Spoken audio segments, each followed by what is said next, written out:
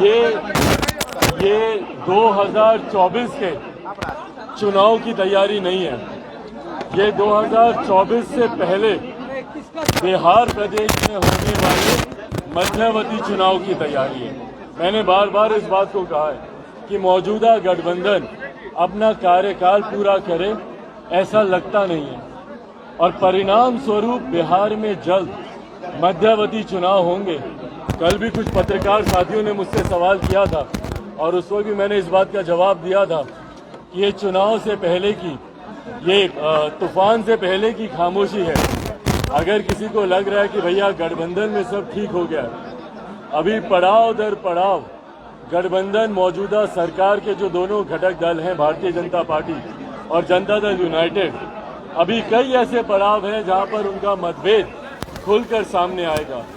जातीय जनगणना पर भले एक पक्ष में सब दिखने का प्रयास कर रहे हैं, पर उनके जब विभिन्न खंडों पर जब चर्चा होगी उसमें मतभेद सामने आएंगे।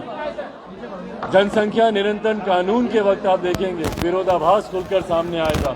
सीए एनआरसी को लेकर इन लोगों के मतभेद खुलकर सामने आएंगे।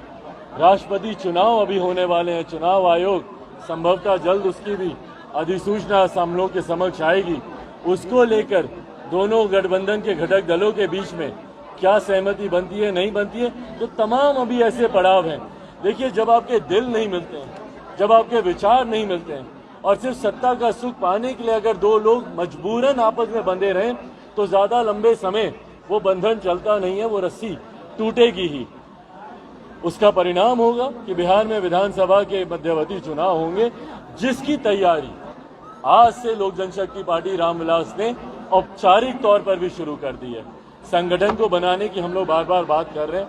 तमाम पदाधिकारी आज आजीवन सदस्य बनकर एक नए स्वरूप में हम लोग लोक जनशक्ति पार्टी को, और टेक्निकली करेक्ट स्वरूप में, क्योंकि पार्टी का नया नाम हम लोग को मिला है, उस स्वरूप में हम लोग संगठन को और मजबूत बूथ तक पहुंचाने का हम लोग काम कर रहे हैं। उस दिशा में ये कदम उठाया गया। 50 लाख सदस्य बनाने के लिए क्या कोई समय सीमा भी तय की गई है? देखिए, हम लोगों ने 3 महीने का, जिसमें पहले चरण में 1 महीने में पार्टी के जितने पदाधिकारी हैं इंक्लूडिंग बूथ कमेटी तक के सदस्य, जो पार्टी के अधिकृत पदाधिकारी हैं, हर प्रकोष्ठ के जितने भी पार्टी के विंग्स हैं, सारे फ्रंटल ऑर्गेनाइजेशंस के पदाधिकारी including the main body, booth तक के जितने भी पदाधिकारी हैं, पहले चरण में 1 महीने के भीतर उनको सदस्यता लेनी होगी और उसके 2 महीने के भीतर हम लोग ये 50 लाख का लक्ष्य हम लोगों ने तय किया। आपने कहा कि आप पार्टी के नाम से बहुत खुश हैं, लोक जनशक्ति पार्टी रामविलास, लेकिन चुनाव चिन्ह जो हेलीकॉप्टर छाप मिला है आपको, उससे कितने संतुष्ट हैं? नहीं, देखिए, बिल्कुल हम लोग उससे भी हम लोग पूरी तरीके से संतुष्ट हैं।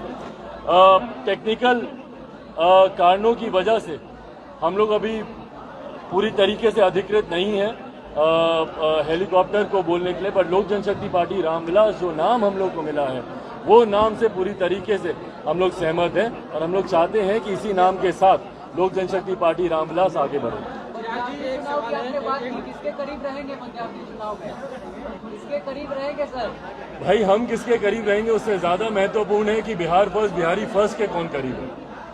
पिछले विधानसभा के चुनाव में भी बार बार इस बात को कहा जाता है कि भैया सीटों की संख्या को लेकर बात नहीं बनी, कम सीटें मिल रही थी। हाँ, बिल्कुल कम सीटें मिल रही थी। मैं पुनः दोहराता हूं कि मात्र 15 सीटें हम लोग को दी जा रही थी भारतीय जनता पार्टी और जनता दल यूनाइटेड, वो जो एनडीए गठबंधन था उनके द्वारा मात्र 15 सीटें हम लोग को दी जा रही थी। कई लोगों को भ्रमित किया जाता है कि नहीं, ज्यादा सीटें थी, हम लोग ज्यादा सीटों की मांग कर रहे थे। मैं पुनः डंके की चोट पे इस बात को कहता हूं कि कोई व्यक्ति अगर इस बात को झुटलाए कि नहीं आपको 15 से ज्यादा सीटें दी जा रही थी, तो यकीनन, क्योंकि पार्टी के कई पदाधिकारियों ने पहले से मेहनत कर रखी थी, तो संख्या भी एक कारण था, पर संख्या से ज्यादा बड़ा कारण हम लोग के सिद्धांत, हम लोग के विचार थे। मैं मेरे Bihar first, Bihari first vision document पर एक लंबे समय से हम लोग काम कर रहे थे। मेरे नेता, मेरे पिता अपने अंतिम दिनों में आईसीयू बेड पर थे, तब भी वो बैठे फाइनल ड्राफ्टिंग कर रहे थे Bihar first, Bihari first vision document की। तो मेरे लिए उस विजन डॉक्यूमेंट को धरातल पर उतारना बहुत जरूरी था, और जो गठबंधन मेरे विजन डॉक्यूमेंट को सम्मान नहीं देता, इन्होंने स्पष्ट कर दिया था एनडीए गठबंधन के द्वारा कि भैया हम लोग चुनाव और चुनाव परिणामों के बाद गवर्नमेंट का एजेंडा 7 निश्चय ही होगा। भाई, मैं 7 निश्चय पे मैं विश्वास नहीं रखता, और मैंने उस वक्त भारतीय जनता पार्टी से भी आग्रह किया था कि भैया आपको भी अपना एजेंडा डालना चाहिए गवर्नमेंट एजेंडे में। भाई महागठबंधन के समय 7 निश्चय बनाया गया था। 7 निश्चय एनडीए गठबंधन का गवर्नमेंट एजेंडा नहीं है। ये तब बना था जब जनता दल यूनाइटेड लालू जी के साथ मिलकर 2015 में जब ये लोग चुनाव लड़े थे और चुनाव जीते थे। मैं चाहता था कि एक गठबंधन धर्म की परंपरा रही है कि आप हमेशा साझा न्यूनतम कार्यक्रम आप बनाते हैं, कॉमन मिनिमम प्रोग्राम ड्राफ्ट किया जाता है जिसमें हर दल अपने प्रमुख एजेंडे को सरकारी एजेंडे का हिस्सा बनाती है। तो उसमें हम लोग चाहते थे कि भैया बिहार फर्स्ट बिहारी फर्स्ट को गवर्नमेंट एजेंडे का हिस्सा बनाया जाए, पर उसको जिस तरीके से सिरे से खारिज किया गया था उस वक्त 2020 विधानसभा चुनाव के वक्त, ये एक प्रमुख कारण था कि हम लोग गठबंधन से अलग हुए। तो आपने जो सवाल पूछा कि मैं किसके करीब जाऊंगा, मेरे लिए ज्यादा जरूरी है कि बिहार फर्स्ट बिहारी फर्स्ट के कौन करीब आता है, कौन इसको कॉमन मिनिमम प्रोग्राम में जोड़ने की बात करता है, सरकारी एजेंडा गवर्नमेंट एजेंडा बनाने की बात करता है, उसके साथ गठबंधन की चर्चा हो रही है। प्रशांत किशोर बिहार में अपनी नई पारी की शुरुआत करने जा रहे हैं, क्या ऑफर मिलेगा तो उनके साथ दोस्ती का हाथ बढ़ाएंगे चिराग जी? देखिए, प्रशांत जी मेरे पुराने मित्रों में से एक हैं। मेरे उनसे संबंध व्यक्तिगत तौर पर बहुत अच्छे, बहुत मधुर रहे हैं। हमेशा उन्होंने भी बिहार के विकास की चिंता की है, जात पात धर्म मजहब से उठकर। उन्होंने बिहारियों को एकजुट कर बिहार के गौरव, बिहार की अस्मिता, बिहार के सम्मान की लड़ाई लड़ने की उन्होंने बात की है।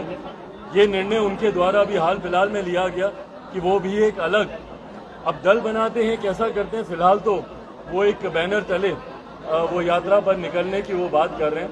आने वाले दिनों में जैसा मैंने कहा कि उनका एजेंडा क्या है, मेरा तो स्पष्ट है, बिहार फर्स्ट बिहारी फर्स्ट, और वो जानते हैं इस एजेंडे को भी अच्छी तरीके से।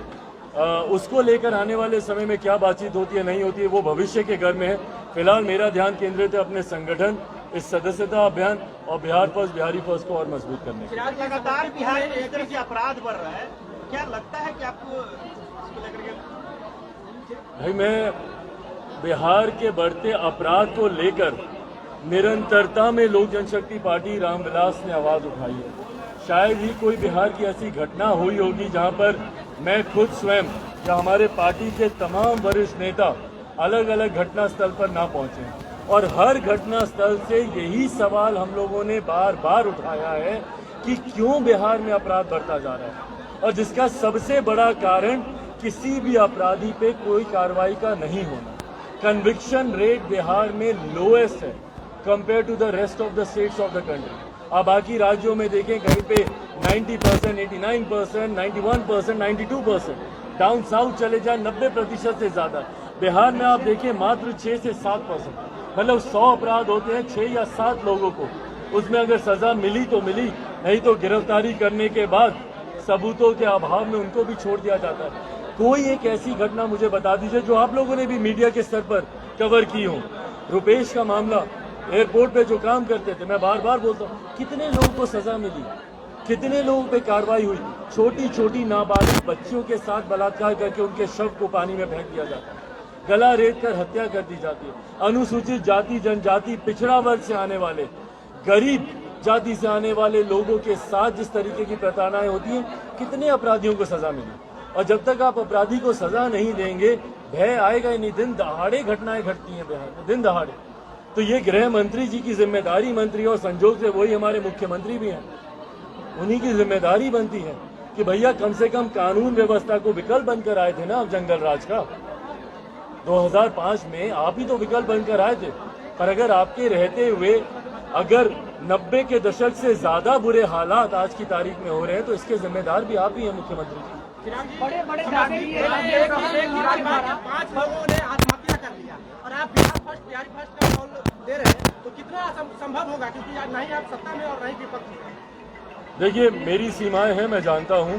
सही बात आपने कही कि मेरे पास आज की तारीख में संभवतः वो ताकत, वो शक्ति नहीं है कि मैं हर किसी की मदद कर पाऊं, जो कि सरकार में रहकर कोई व्यक्ति संभवतः कर सकता हो। पर इससे ज्यादा दुख की बात और नहीं हो सकती कि एक परिवार आत्मदाह कर ले सिर्फ आर्थिक संकट से, आर्थिक परेशानियों से परेशान होकर वो आत्मदाह कर ले। यही सवाल मैं बार बार मुख्यमंत्री जी से पूछता हूं, और जब मैं बोलता हूं कि 7 निश्चय पे मेरा विश्वास नहीं है, भैया नली गली बनाने से बिहार का विकास नहीं होगा। हर घर में नल का जल, ये तो बेसिक जरूरतें हैं। ये आप नहीं भी कहेंगे तो आपको करनी चाहिए मुख्यमंत्री जी, क्योंकि बुनियादी जरूरतें हैं। पर आप मुझे बताइए कि इससे बढ़कर बिहार में आर्थिक हालात सुधरे, कौन सी आर्थिक नीति आपने बनाई? कौन सी आपकी आर्थिक नीति आज की तारीख में ऐसी है जो प्रति व्यक्ति आय को बढ़ाए? आज की तारीख में अगर आप देखेंगे और इतिहास आप खंगाल कर देखेंगे, प्रति व्यक्ति आय में गिरावट ही हुई है बढ़ने की बजाय। जो पैसा एक व्यक्ति महीने के अंत में अपने हाथ में लेकर जाता है, उसमें गिरावट होती जा रही है। और यही कारण है कि बिहार से पलायन निरंतरता में बढ़ता जा रहा है। आंकड़े दर्शाते हैं कि साल दर साल इस पलायन में वृद्धि हुई है। शिक्षा के लिए तो लोग जाते ही हैं, रोजगार के लिए लोग जाते हैं, क्यों? क्योंकि आर्थिक संभावनाएं नहीं है हमारे प्रदेश में। MNCs, IT sectors, single window clearances, निवेशकों को इन्वाइट करना बंद पड़े, कारखानों को खोलना, खाली पड़े रिक्त पदों को भरना, कोई ऐसा आर्थिक निर्णय राज्य सरकार के द्वारा अभी तक नहीं लिया गया जो आर्थिक परिस्थितियां एक आम बिहारी की सुधारने में मददगार हो। और यही हम लोग की शिकायत है, और इसीलिए हम लोग चाहते हैं कि जब तक बिहार फर्स्ट, बिहारी फर्स्ट लागू नहीं होगा, क्योंकि इसमें तमाम ऐसी आर्थिक नीतियों की भी हम लोगों ने चर्चा की है जो बिहार में प्रति व्यक्ति आय को बढ़ाने में मददगार साबित होंगे। बेगूसराय में एक पिता अपने बच्चे के पोस्टमार्टम के लिए भिक्षाटन कल किया है उन्होंने। समस्तीपुर में। तो उनका कहना है 50,000 रुपया मांगा जा रहा था। स्वास्थ्य विभाग के द्वारा बड़े बड़े दावे किए जा रहे हैं। क्या लगता है, ये दावे जमीनी स्तर पर नजर आ रहे हैं? भ्रष्टाचार आज की तारीख में बिहार में चरम सीमा पर है। शायद ही बिहार का कोई ऐसा गांव होगा जहां पर बिना घूस दिए कोई काम होता हो। आप जाइए, आम बिहारी से जाकर पूछे कि क्या कोई काम तुम्हारा बिना घूस दिए होता है, खुलकर जवाब मिलेगा नहीं। यही कारण बनते हैं कि ऐसी तस्वीरें हम लोग को देखने को मिलती है। समस्तीपुर की जिस घटना का आपने जिक्र किया, इससे ज्यादा हृदय विदारक और क्या घटना हो सकती है कि जिस तरीके से अपने बच्चे के निधन के बाद एक पिता को इस तरीके से भ्रष्टाचार की वजह से इस तरीके से उनको मदद मांगने की जरूरत पड़े, और उसके बाद जिस तरीके से स्वास्थ्य विभाग इस पर खामोश रहता है, ये अपने में दर्शाता है कि भैया हैंड इन ग्लव्स हैं। अधिकारी हो, शासन प्रशासन हो, अगर संरक्षण नहीं हो शासन का, प्रशासन का, तो ना भ्रष्टाचार बढ़ेगा ना अपराध बढ़ेगा। अगर किसी प्रदेश में भ्रष्टाचार और अपराध बढ़ता है तो उसको कहीं ना कहीं संरक्षण प्राप्त होता है शासन तंत्र का, प्रशासन तंत्र का। वैशाली राजद की महिला प्रकोष्ठ की जिला उपाध्यक्ष आशा जी को जिंदा जला दिया गया, उसके बावजूद उनको जनता दरबार तक के पहुंचना है। भाई अनेकों ऐसी घटनाएं हैं, अनगिनत ऐसी घटनाएं हैं। हम चर्चा करने बैठेंगे, अपराध समाप्त नहीं होंगे, समय समाप्त हो जाएगा। ये विडंबना है हमारे प्रदेश में। धन्यवाद भाई। रिपब्लिकन न्यूज से जुड़ने के लिए सब्सक्राइब बटन दबाकर चैनल को सब्सक्राइब करें। नोटिफिकेशन प्राप्त करने के लिए यहाँ बेल को दबाएं। वीडियो अच्छा लगे तो लाइक करें और दोस्तों के साथ शेयर करना ना भूलें।